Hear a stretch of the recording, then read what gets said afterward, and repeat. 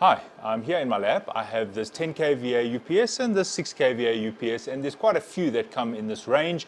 And in this video, I'm going to explain why the batteries just do not last. Right, so over here, this is the battery bank that goes with either the 6 kVA or the 10 kVA inverter. And what you'll notice is they are just the 9 amp hour batteries connected in a series circuit. Yep, that's right. These are 16 batteries, lead acid batteries, just connected from one to the other, one to the other, one to the other. Right, so these are examples of the different UPSs in the range. There are a few of these ranges that kind of fall into the same category of using these lead acid batteries. And if I draw your attention to the bottom here, we can see that we've got 1 kVA or 800 watts all the way up to the 10 kVA 800 watts. Now these are sold online. You can see the price for these units.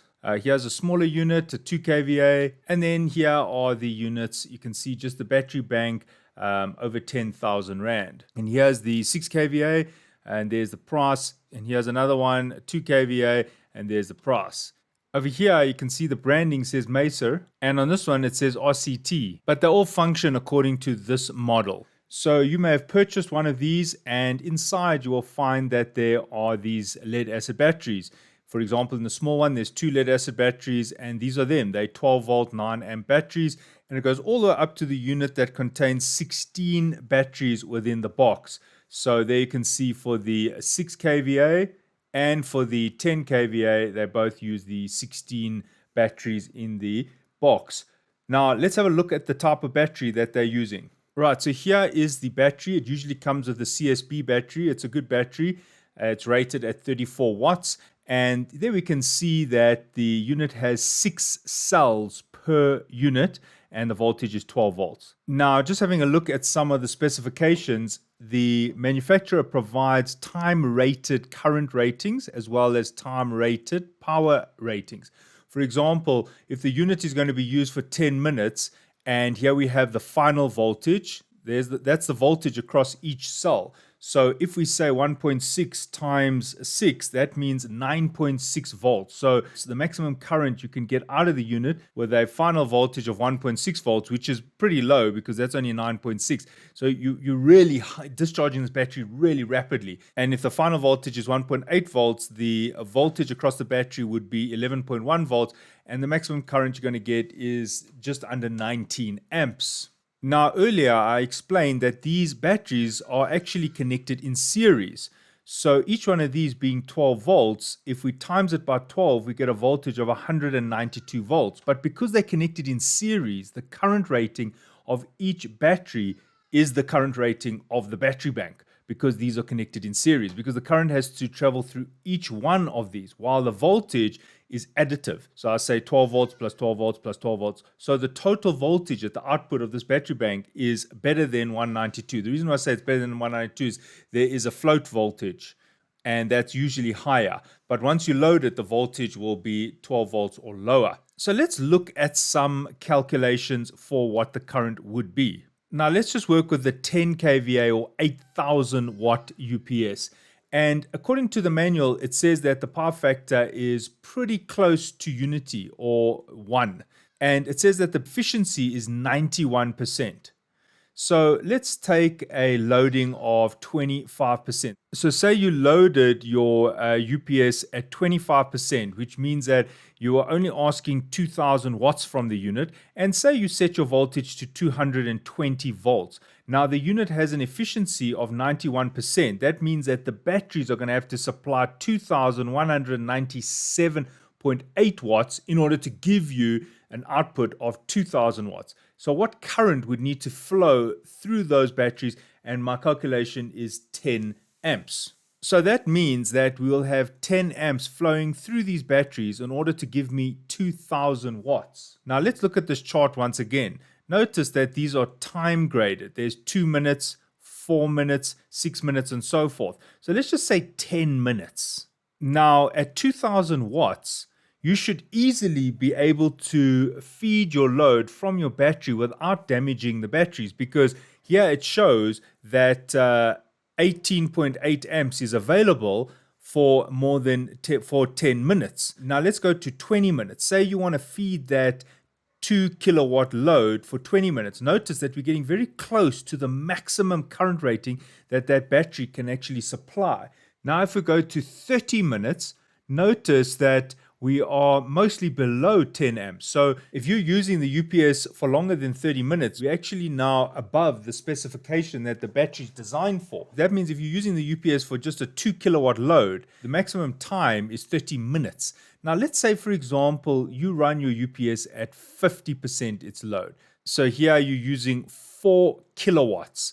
The batteries will need to supply almost 4.4 kilowatts because of the efficiency. Remember, the unit has some losses, so the battery is going to have to overcome those losses. Now we're looking at a current of 20 amps. Now, looking at the table below, you can see that if you're going to use it for 10 minutes, that's pretty much the maximum you're going to get out of it. Because more than that, you're actually damaging the battery. It's not designed for that. And keeping in mind that these batteries are very temperature sensitive. And obviously that current is going to increase the temperature in the battery. Now, just having a look at the discharge cycles here.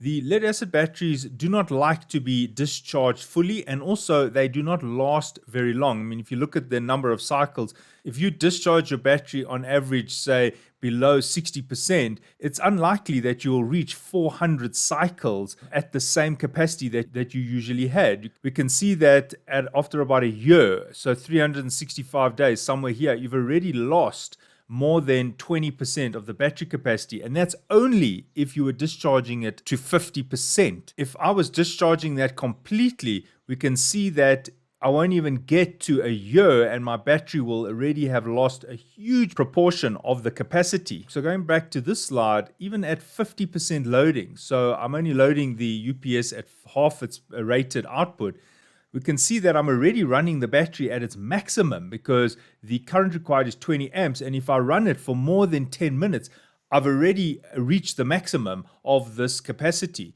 So we can start seeing now that these batteries will degrade very quickly. And if you even look a bit further, 75%, you can see that we need 30 amps. And in order to get 30 amps safely, I should not be using the UPS for more than 6 or 7 minutes, keeping in mind that this is already the maximum. So what has happened here is they're using these batteries, which are good batteries, but the rating of the UPS seems quite exaggerated for the battery capacity in terms of continuous output. So let's look at the capacity of the batteries. They are rated at 34 watts per cell. So that's 34 times 6, which is about 204 watts per lead acid battery for these 9 amp hours, but there are 16 there. So it's 16 times 34 times 6, which gives me 3,264 watts as a maximum.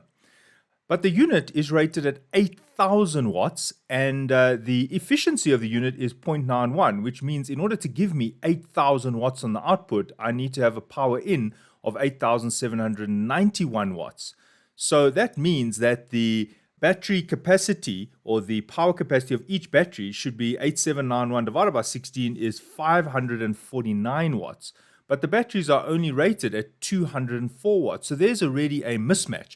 In order to provide me the 8,000 watts, I would need much higher capacity batteries. And I say this with a disclaimer. Yes, in principle, you could get those very high currents out of the UPS, which means you could get those very high wattages. But really, backup power with 2 minutes, no, that's really too little in terms of power. That's barely enough to shut down a server. So let's have a look at the current rating. So if the total voltage is 16 times the 12 volt battery, so it's 192 volts, and the power input is 8791 as calculated there with the efficiency. Using the formula P equals VI cos phi, and we know that the power factor is 0.99, so I've just put a 1 there, so it is 45,78 amps.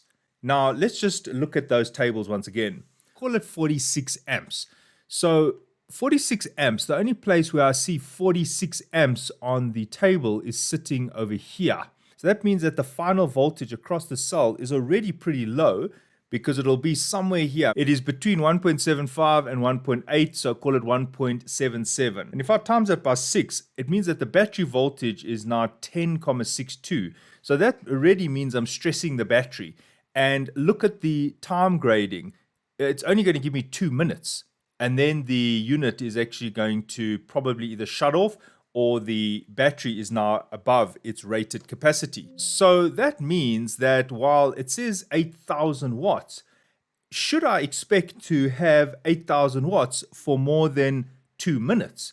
Surely, with an uninterruptible power supply, it should be specified for a nominal time period. Now, with an industrial power supply, usually we would say at least an hour or 45 minutes. We don't usually specify industrial power supplies to only work for a short time. Anyway, if you are asking for 8,000 watts, maybe consider a bigger UPS. But let's just be on the side of the UPS and say, well, what about just 4,000 watts? Well, I've already demonstrated that you are still going to get a very short backup time when it's running from the batteries, because that means you need at least 20 amps, and to use 20 amps safely, you're only in the range of a 10-minute backup time with the batteries. So I cannot expect a long lifespan with these units because of the lead acid batteries. The nature of lead acid batteries is that they do not last very long. For example, if I allow the UPS to discharge, just say to 80% discharge, depth of discharge, so that would put me somewhere over here. Within less than 1 year, I've already lost more than 40% of the capacity. And in some cases, within 1 year, you actually have lost 80% of the capacity, depending on the quality of the battery. Now, in order to fill up the batteries here or to replace them, you need to replace 16 lead acid batteries, or you could buy these battery banks. But these battery banks are over 7,000 Rand each. And one can quickly see that one will be spending at least 8,000 Rand within a year. And if you have 3 battery banks, you're now close to 20,000 Rand per year if you're using this as a backup power supply for load shedding. So to answer the question of why these batteries do not have a long lifespan, it's the nature of lead acid batteries. They don't last as long as, say, a lithium battery. The second one is the fact that these are all connected in series. So as you can see, this is one long series circuit, and being a series circuit, if I have a fault on any one of these cells, or even inside, one cell there or one cell there. Anyway, so if one of these batteries starts to reduce its output voltage, it is going to put a lot of pressure on the units in the chain. And what that's going to do, it's going to hammer this unit even more, and my lifespan of the whole battery bank is actually going to reduce. Right, just to explain this another way. Now, as I said, let's just say we need 4,000 watts from the output of this battery bank or the UPS. So the UPS is supposed to give me 4,000 watts, which means it's at a half load, which is a very fair example. So there I require 4,000 watts for my load. My load is a 4,000 watt load. Now, the voltage of each battery is 12 volts. There's 16 batteries, so the voltage across the load is 192 volts. That's what's fed into the H-bridge or the DC to DC converter in order to convert it to AC. So 192 volts. And in order to give me 4,000 watts, I'll need 21 amps. Now, this is assuming that the efficiency is 100%, but they've already said the efficiency is only 91%. So it would actually be worse than this. It will require more amps, but let's just in ideal circumstances. So if the voltage on each one of these batteries declines slightly, which is correct, that's what it does do. Let's say it went from 12 volts to 10 volts.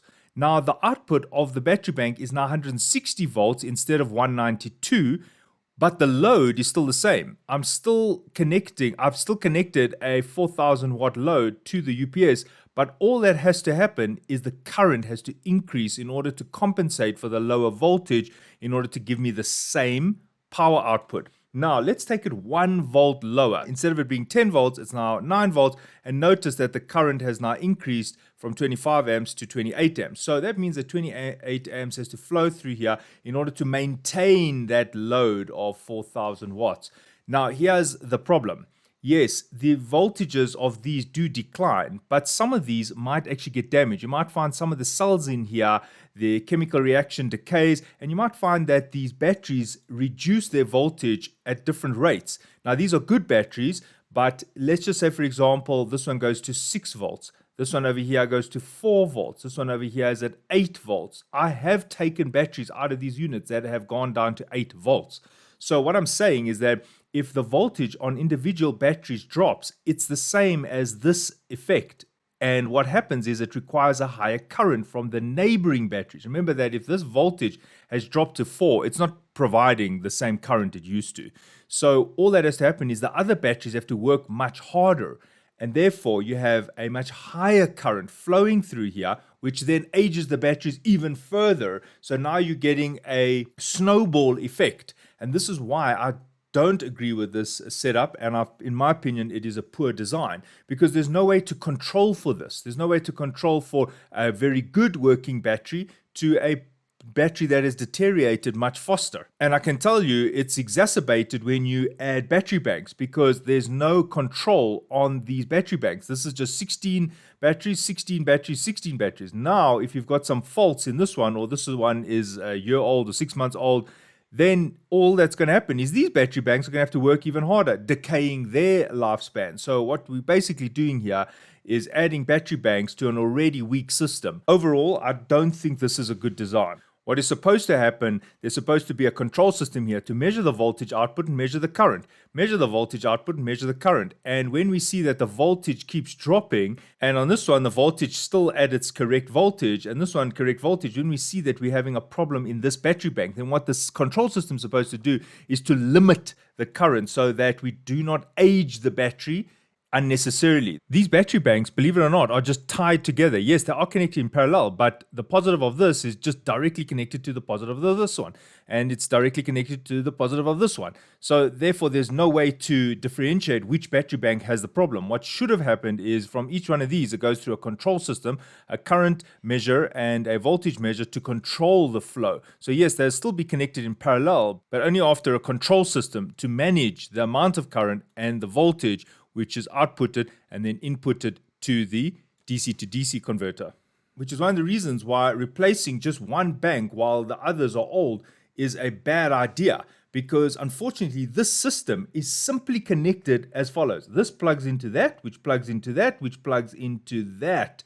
There is no battery management system to manage these battery banks individually, and that for me is an additional problem for why these units do not last. There is no battery management system to manage the output of each one of these lead acid batteries to maintain the equipotential between them, but it doesn't. What it is they're just connected in series, and if one of these batteries decays faster than the rest, it's just, that's how the cookie crumbled. And that's a poor design. One should rather have battery management system to manage so that the output of the batteries is controlled. And if we quickly just compare the lead acid to the lithium, you can see that the lithium battery has a much better lifespan in terms of, firstly, depth of discharge and the number of cycles. So the lithium battery does not decay in its lifespan as readily as the lead acid battery when it is discharged quite severely.